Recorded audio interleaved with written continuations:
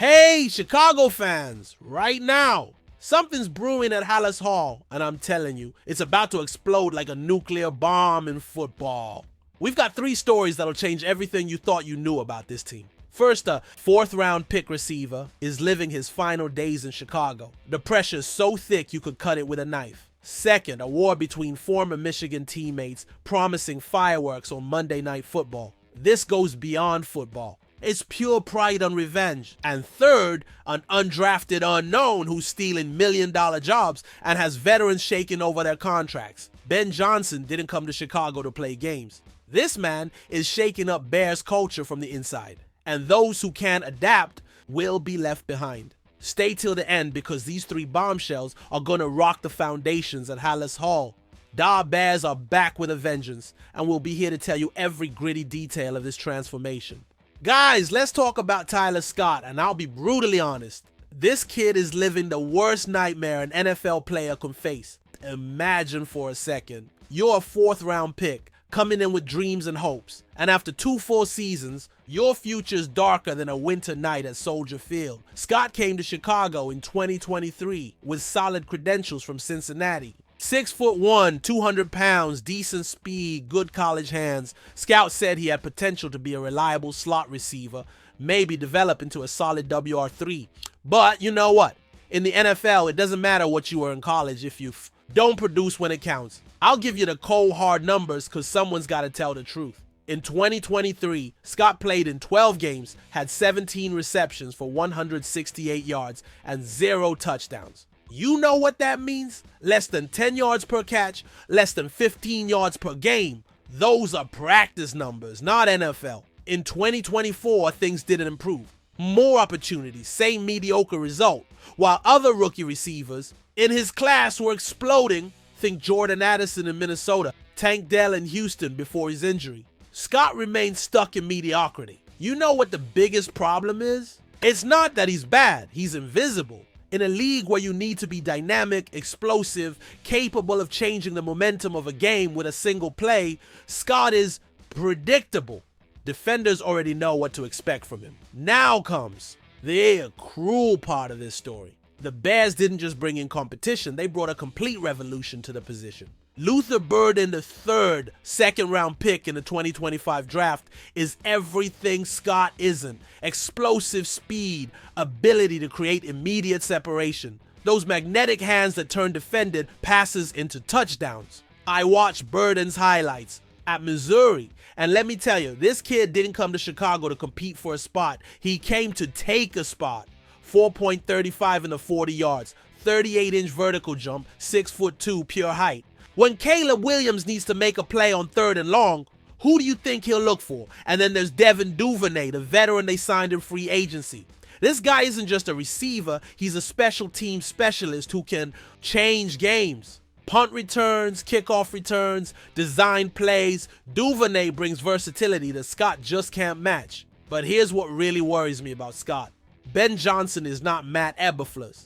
Johnson won't keep players out of loyalty or because they deserve a chance. This man came from Detroit where he built one of the best offenses in the NFL by being ruthless with roster decisions. In Detroit, Johnson cut players who had been productive if he found better talent. Remember how he transformed the Lions' receiver room? Brutally efficient.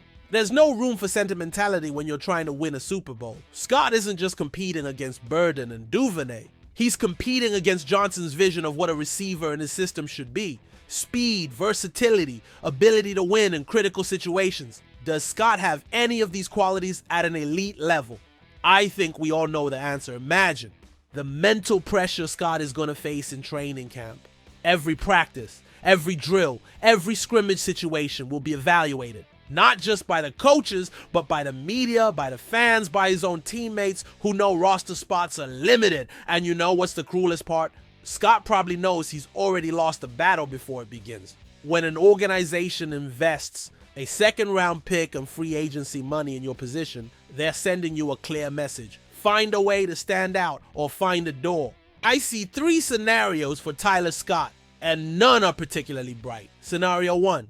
He has the training camp of his life. shows explosiveness we've never seen and manages to stick around as WR5 or WR6. Probability, 15% scenario. 2. He performs decently but not exceptionally, gets cut before the final roster, and maybe some needy team claims him off waivers. Probability, 65%. Scenario 3. He gets injured in training camp or preseason, ends up on injured reserve, and the Bears cut him with an injury settlement. Probability, 20%. This story of Tyler Scott is more than just a player fighting for his job. It's a brutal reminder that in the NFL, it doesn't matter where you were drafted if you don't produce. It's a lesson about how organizations that want to win make tough decisions. The Bears are sending a clear message. The era of mediocrity is over. If you can't contribute significantly, if you can't be part of the solution, then you're part of the problem that needs to be eliminated. Fans, this is more than just a divisional rivalry. We're talking about two Warriors who sweated, bled, and won together at Michigan, and now they're going to try to destroy each other on Monday Night Football. Colston, Loveland, and J.J. McCarthy aren't just former teammates, they're battle brothers turned mortal enemies. Let's go back to 2023. Michigan was chasing its first national championship in decades. Loveland, the most dominant tight end in the Big Ten, and McCarthy, the ice-cold quarterback, formed a connection that terrorized defenses across the nation. 37 receptions, 649 yards, 5 touchdowns. Numbers that don't tell the full story of how lethal this duo was. Remember the Rose Bowl against Alabama? McCarthy found Loveland on the seam route that put Michigan in position to win. The National against Washington? Again, McCarthy to Loveland on 3rd and long when the game was on the line. These guys had a telepathic connection that only comes from endless hours on a practice field. But here's the fascinating psychological angle. When teammates who are intimate face off as pros, the intensity multiplies by 10. It's not just about winning the game. It's about proving who was really the leader, who carried whom, who deserves more credit for that championship. I think there's something personal in Loveland's words on the Rich Eisen show. We're not on the same team anymore. Good luck.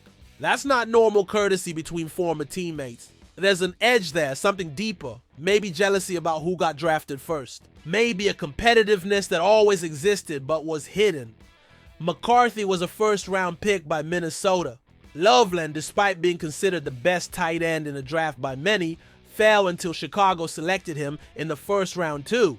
But later, you think that doesn't sting? You think Loveland doesn't wonder why his brother was picked before him? Here's where the story gets really interesting. Ben Johnson versus Kevin O'Connell, two of the brightest offensive minds in the NFL. Two completely different systems. Two philosophies that will clash on Monday night. Johnson came from Detroit with that physical mentality, establishing dominance at the line of scrimmage, using tight ends as bulldozers in both the passing and running game. Loveland fits perfectly into that vision. 6'5", 245 pounds of pure muscle, capable of creating mismatches against linebackers and safeties. O'Connell, on the other hand, comes from that Los Angeles Rams school. Timing, precision, creating opportunities with speed and movement. McCarthy has the arm and mobility to execute that vision, but does he have the experience to handle the pressure of a hostile environment in Chicago? Now let's talk about the elephant in the room. Loveland's shoulder surgery. This kid missed practically all of OTAs and minicamps, while McCarthy is in Minnesota building chemistry with his receivers, perfecting timing. Loveland is in rehab, watching from the sidelines. But you know what? I think that frustration, that anger of not being able to fully participate will be pure fuel when he finally hits that field on Monday night. The best competitors use adversity as motivation, and Loveland clearly belongs to that breed. Ben Johnson, already noted Loveland's mentality, very professional, takes everything seriously. That's no accident. When a player is injured but remains a constant presence in meetings, walkthroughs, studying film, that tells you everything about his character. Johnson's offense will put Loveland in positions where he can use his size and physicality to dominate. Think 12 personnel, 2 tight ends, where Loveland can run seam routes while Cole Kmet draws attention in the slot. Think red zone, where his height and ability to win contested catches make him Caleb Williams' favorite target. But McCarthy also has advantages. Minnesota's offense is designed to create easy throws, high probability completions that build confidence and rhythm. Against a Chicago defense that's going to bring pressure, McCarthy will need to get rid of the ball quickly and accurately. Here's what really excites me about this matchup. Both players will want to prove they were the reason for Michigan's success. McCarthy will want to show he can win without Loveland. Loveland will want to prove he can dominate even against someone who knows all his moves. It's like a boxing match between sparring partners who train together for years. They know each other's weaknesses, they know the tendencies, but they also know exactly what buttons to press to bring out the best or the worst in the opponent. And all this will happen on Monday Night Football with the whole country watching. The pressure will be immense. For McCarthy, it's his debut as a primetime starter. For Loveland, it's the opportunity to send a message to the entire league about what Chicago is building. Can you imagine if Loveland makes the game-winning catch? Or if McCarthy connects a touchdown pass to the receiver, covering the zone that Loveland would normally cover? Those are the moments that define careers, that create legends, that are remembered for decades. Guys, if you don't believe in football miracles, Joe Wilson's story will change your perspective forever. This man has lived the nightmare every undrafted player fears. Being cut, being rejected, being ignored, being treated as if he has no talent to be in the NFL. Saints cut him. Bills cut him. Packers cut him. Giants cut him. 4 different organizations looked at Joe Wilson and said, no, thanks. Can you imagine the humiliation? Can you imagine the doubt, the sleepless nights, the calls home telling your family maybe the dream is over? But here's what separates true warriors from pretenders. Wilson never gave up. Every cut, every rejection, every no became fuel. He kept training, kept improving, kept believing someone somewhere would give him the opportunity he deserved. Let's talk about Central Michigan for a minute. This isn't Alabama. It isn't Ohio State. It isn't a powerhouse that churns out first-round talent every year. CMU is where players go who have to prove everything, who can't rely on the college name on their jersey. Wilson at Central Michigan was a complete player. 6'4", 250 pounds, but with the agility of someone 20 pounds lighter. In his senior season, 48 receptions, 654 yards, 8 touchdowns. Solid numbers, but not spectacular. In a deep draft class for tight ends, he got lost in the noise. But you know what can't be measured at a combine? Hard. Determination. That ability to make plays when everything's on the line. Wilson had that at Central Michigan. And apparently, he brought it with him to every practice squad, every training camp, every opportunity he got. Every stop on Wilson's path tells a story. Saints, an organization that knows how to develop talent, especially in skilled positions.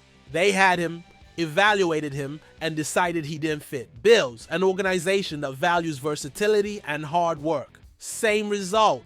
Packers, masters at developing receivers and tight ends. Cut him. Giants, desperate for playmakers. They said no too. What does that mean? That Wilson came to Chicago as his real last shot. At 24 years old, after 2 years of rejection, this could have been the difference between an NFL career and looking for work elsewhere. But something magical happened in Bears' organized team activities. Clay Harbor, a former NFL tight end who knows exactly what to look for, watched the practices and couldn't believe what he saw. "Who is this guy?" was literally his reaction. I think Wilson came to Chicago with nothing to lose and everything to gain. That mentality is dangerous in the right way. When a player isn't under the pressure of expectations, when no one expects anything from him, he can play freely. He can take risks. He can be bold in ways that sure prospects can't.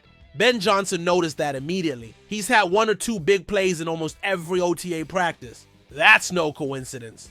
That's consistency. That's a player who's taking advantage of every rep, every opportunity, every moment on the field. Harbor was specific in his praise. Can play like a receiver, is a weapon catching 50-50 balls, smart player, very smooth, great hands, solid roots. Those are the words scouts use when they find a diamond in the rough. 50-50 balls. That ability to win contested catches is what separates good tight ends from special ones. Anyone can run routes when they're open. Specials can create separation and win even when covered. Very smooth. That's technique. That's the difference between someone who learned to play tight end and someone who was born to be a tight end. Fluid movement, smooth transitions between routes, the ability to sell fakes, That cannot be easily taught. Durham Smythe should be nervous, and for good reason. Smythe is a solid veteran Ben Johnson knows from Detroit, where they had success together. But solid and familiar don't guarantee roster spots when there's superior talent available. Wilson isn't trying to be better than Smythe at the same things. He's trying to do things Smythe can't. More speed, more explosiveness, more upside as a receiver. In the modern NFL, where tight ends need to be matchup nightmares, Wilson might represent more value. Cole Kmet is TE1, that's established. Colston Loveland will play a crucial role when healthy, but who will be TE3? Who's going to be the guy who comes in 12 personnel and creates problems for defenses that don't know if it's a run block or a seam route? Here's what tells me Wilson has a real chance. Ben Johnson publicly mentioned him as one of only 4 players who stood out in OTAs. A head coach doesn't do that by accident. He doesn't mention an undrafted player unless he really sees something special. Johnson comes from Detroit, where he transformed players other organizations had discarded. Amon-Ra St. Brown was a 4th-round pick many considered a reach. Jamal Williams was a running back Green Bay let go. Johnson has an eye for finding value where others don't. The Bears have traditionally kept 3 tight ends on the active roster. Kmet, Loveland, and a 3rd. Wilson is competing against Smythe for that spot, but there's also the possibility they keep 4 if talent justifies it. In a world where tight ends are more important than ever, where modern offenses need flexibility and multiple looks, having real depth at the position isn't a luxury, it's a necessity. Wilson could represent that depth. One thing that could put Wilson over the top is his potential on special teams. Undrafted players who stick on rosters usually contribute to coverage teams, special situations. If Wilson can be effective as a receiver and a special teamer, his value multiplies. Special teams win and lose games. Ryan Poles and Matt Eberflus, when he was here, always emphasized the importance of finding value in those units. Wilson, with his size and athleticism, could be exactly the type of contributor they need. But beyond X's and O's, beyond technical analysis, Joe Wilson's story is pure inspiration. It's why sports matter. It's proof that talent alone isn't enough. You need heart. You need determination. You need the ability to get up every time you're knocked down. How many players would have given up after the 2nd cut? The 3rd? The 4th? Wilson kept believing, kept working, kept waiting for his moment. And now, maybe his moment has come. Look, Chicago fans, after breaking down these 3 explosive stories, I'm going to tell you something you may not want to hear but need to fully understand. We're witnessing a complete revolution at Halas Hall. Tyler Scott represents everything. That's been wrong with the Bears in recent years. Accepted mediocrity, unrealized potential, draft picks that never lived up to their promises. His story is a brutal reminder that in the modern NFL, it doesn't matter where you were picked if you don't produce when it matters. The Bears are sending a clear message. The era of infinite chances is over. You either produce or disappear. Colston. Loveland versus J.J. McCarthy is much more than a divisional rivalry. It's the perfect manifestation of what this new regime represents. Fierce competitiveness, pride, the absolute refusal to settle for second to anyone. When Loveland is fully healthy and develops chemistry with Caleb Williams, that combo will be lethal. Monday Night Football will only be the beginning of a rivalry that could define the division for years. And Joe Wilson. Guys, this is the story that gives me the most hope for this franchise's future. Ben Johnson and Ryan Poles aren't looking for famous names or college pedigree. They're looking for warriors, fighters, players who will give everything for the navy blue and orange jersey. Wilson represents that mentality, that hunger that has been missing in Chicago for too long. But do you know what's most important about all this? These are not isolated stories. They are symptoms of a complete cultural transformation. The Bears are finally making the tough decisions, valuing production over politics, building an identity based on excellence, not excuses. Do you think Wilson can earn a spot on the final roster? Does Scott have any real chance of saving himself, or is he already doomed? And what do you expect from that first meeting between Loveland and McCarthy? Will they be able to maintain their friendship, or will competitiveness reveal tensions? That always existed? More importantly, Do you think Ben Johnson is making the right moves to change the losing culture that has plagued this organization? Do we finally have the leadership that can bring the Bears back to relevance? This is just the beginning of what promises to be the most exciting offseason and season for the Bears in decades. Training camp kicks off on July 23rd, and every practice, every scrimmage, every roster decision will be crucial to the future of this franchise. If you want to stay up to date with every move, every decision, every bombshell coming out of Halas Hall, you need to subscribe to this channel right now. You won't hear these stories on ESPN or NFL Network. They're always late to the game. We live and breathe Bears 24/7, 365 days a year. Leave me your boldest predictions in the comments. Tell me if you're as excited as I am about what's coming. Share this video with every Bears fan you know, because these stories need to be heard. And don't forget to hit like if you're ready for a season that could change everything. Because guys, after years of mediocrity, after years of empty promises, we finally have real reasons to believe. The Bears are back, the culture is changing, and we're going to be here documenting every historic moment of this journey. Bear down. Chicago, this is just the beginning of something special.